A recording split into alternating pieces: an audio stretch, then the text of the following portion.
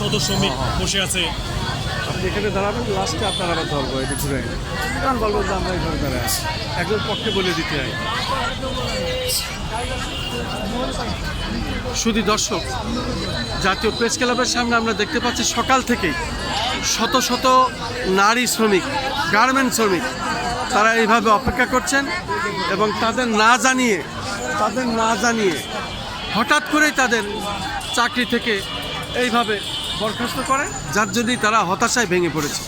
এবং হতাশার কারণেই জাতীয় প্রেস ক্লাবের সামনে এসে তারা আজকে মাননীয় প্রধানমন্ত্রীর প্রতি দৃষ্টি আকর্ষণ করছেন, যাতে তারা কর্মস্থলে আবার ফিরে যেতে পারে।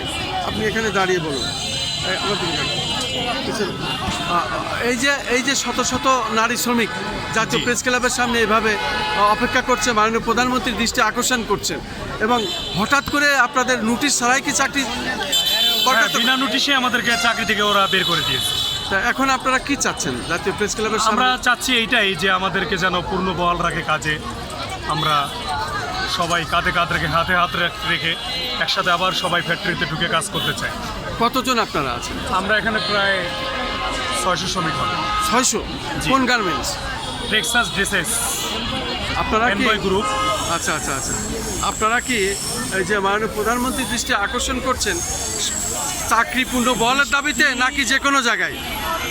সরকার তো সব কিছুর জন্য। আচ্ছা, কিন্তু আমাদের এখন বর্তমানে যে সমস্যা, সরকার যেন ওইটা সলভ করে। তো বর্তমান সমস্যা হচ্ছে আমাদের চাকরিতে যেন আমাদেরকে আবার বহাল করা হয়। আর আমি একটা কথা বলছিলাম শুরুতে যে আমি টাকা চাই না, আমি চাচ্ছিলাম চাকরি। আচ্ছা, কারণ এতগুলো লোক বেকার হয়ে পড়েছে, গাজীপুরে দেখেন কতগুলো লোক বেকার। তো সব মিলিয়ে প্রায় লক্ষ লক্ষ লোক আজকে বেকারত্বতে ভুগতেছে।